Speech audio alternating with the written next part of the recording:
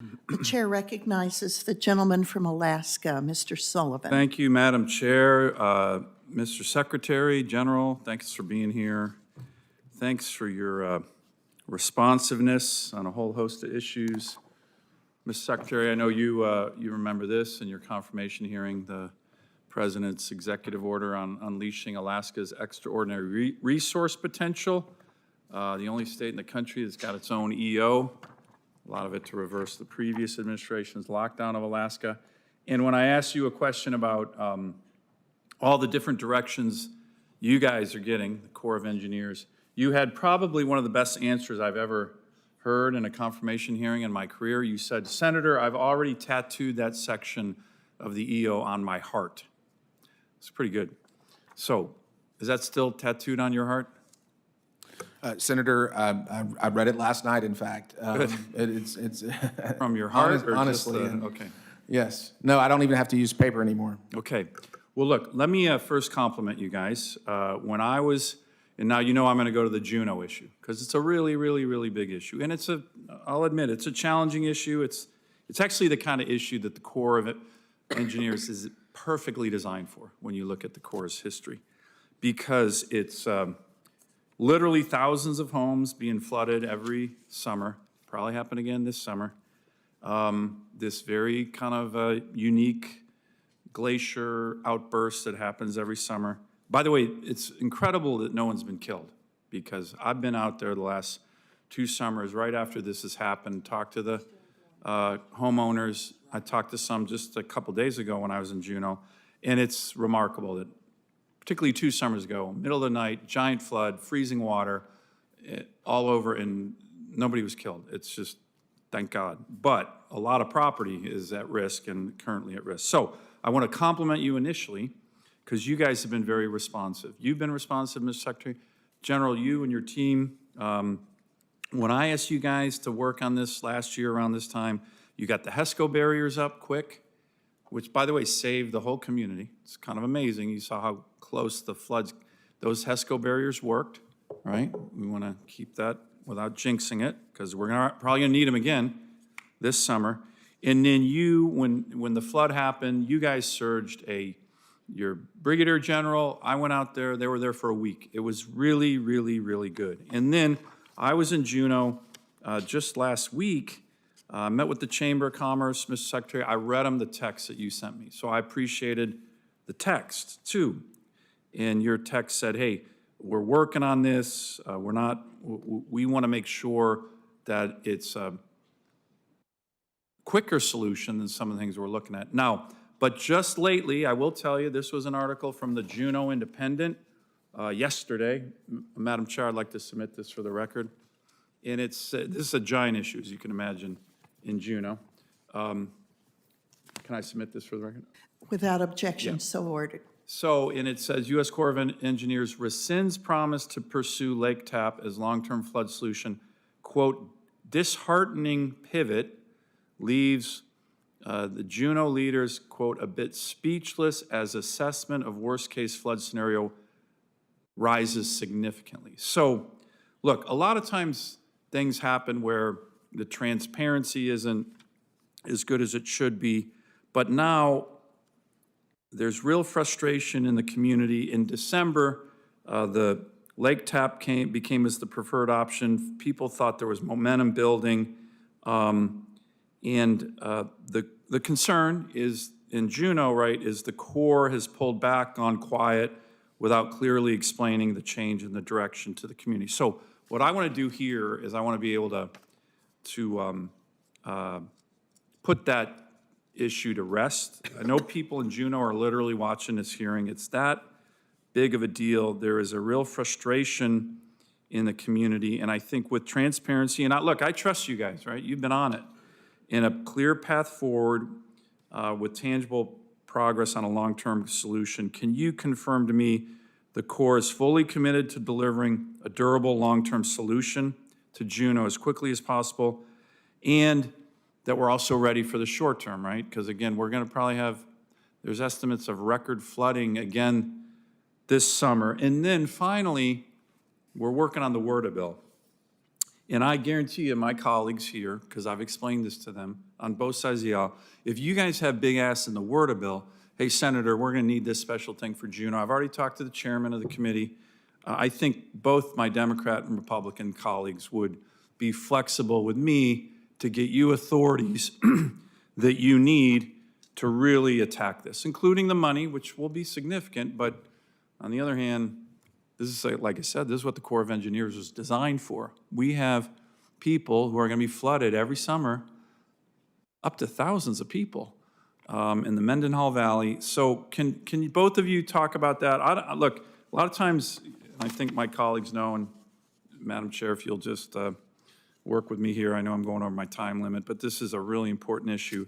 You know, I'll come and I'll rip the hell out of witnesses, doesn't matter, Democrat or Republican, when I think they're not keeping their word. I don't think that's the case with you guys. You know, I have a lot of faith in you, Mr. Secretary General, both of you. I know you've been really committed to this, but and I don't fully understand why, because I was just in Juneau, there is this perception that things are going dark, people are nervous again, that the Corps is not engaged. And I just want you to, A, be able to clear that up, and again, once again, commit to me, hey, we're gonna work this. This is a challenging issue. We're working with speed, time, urgency, short-term, medium-term, and long-term, kind of like what your text said. And I did read the text. And by the way, I appreciated the text. You knew I was going to Juneau. I told you and your team, hey, I want to be able to clarify this. So, and maybe it'll take maybe another meeting, a Zoom meeting or something with leadership in the Juneau community, me, you guys. But I kind of want to put this to rest because I know you're committed, but the transparency, and look, people get nervous, right? If it were your home, getting ready to be flooded for the third summer in a row, geez Louise, I'd be nervous, right? And so a lot of people are stressed about this, and I have committed to them, and my team and I have been working on this very diligently. I think you have too, but it would be a really good opportunity right now for both of you to kind of clear this up. And again, if you need more, like, it's kind of perfect timing. We're working on WRDA right now. This is the kind of thing we can get into that bill. So, Mr. Secretary, can you address that first? I know you knew I was going to ask about it, but this isn't like fake news, right? This came out in the paper yesterday. People who really want to work with you are very concerned that it's kind of going dark. The gentleman's time has expired, but I do ask the witnesses to respond. Madam Chair, if I can just... Absolutely. Because there's no one else here, and this is important to me and my constituents. Senator Sullivan and Madam Chairman, you'll have to indulge me because I have a lot to say. Good. Senator Sullivan, when you and I have talked about this in the past, in private and in public, every time I've told you that I'm committed to delivering a short, medium, long-term option. And your text said that as well. I've been very consistent. I testified before this committee and said that very thing the last time I was here in September. That continues to be true. Great. And I'll say it again, and I'll make sure that our entire enterprise can hear me. I'll make sure that the Pacific Oceans Division can hear me and the Alaska District can hear me. We're committed to a short, medium, and long-term solution for the challenge that faces Juneau. This is a unique challenge that's caused by glacial outburst flooding, something that, as you said, is a technical challenge. It is. It is very difficult. I mean, in my office in the Pentagon, I've got maps of Juneau, Alaska spread out on my table. I know how Suicide Glacier intersects with Mendenhall Glacier, and I know the flood pool at the base of Mendenhall Glacier. I know the outlet that runs on the west side of Juneau. General Graham and I talk about this almost every day. We've got some work to do because we got to make sure that our Pacific Oceans Division and our Alaska District understand the President's executive order, which you referenced. But I think part of building infrastructure, not paperwork, the initiative that we rolled out this week, is about freeing our commanders and our engineers from assumptions about. Sometimes we ask the question of our engineers, hey, the only laws I want you to focus on right now are the laws of physics. Then we can talk about how we can work within the authorities and the laws that this committee provides to deliver for the public. And that's the case here. We have to think about the laws of physics first because this is going to require a solution that's going to be unique. And that's why long, medium, and short, medium, and long is critical in this situation because long is going to be too long. Yeah. And And by the way, your text, I appreciate your text. Your text said, hey, we're looking at this hard because some of the solutions, and you said this to me in your text, I think will take too long, and I don't want it to be that long. So I appreciated that sentiment. Yes, sir. And I will just say, I mean, just to give you an example and to give some relief to the citizens of Juneau who are worried about this, I met with the city of Fargo, North Dakota yesterday. Wonderful community. Perhaps as much as any community in America, they had a flood issue in Fargo, and they worked with us to figure out a public-private partnership that was unlike any solution that we've ever experienced. I asked the mayor of Fargo, I said, hey, Fargo and Juneau, you know, similar latitudes, similar sized towns, critically important. Would you mind mentoring and providing with the St. Paul district? Can we go up to Juneau? Can we get on a Zoom?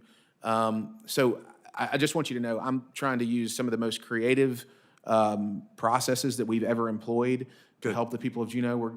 And I think, Senator Sullivan, we plan to be out there in the next few weeks to focus on this issue. General Kelly and I were just talking about our plans to head out there and work with General Getz and Colonel Palazzini out there.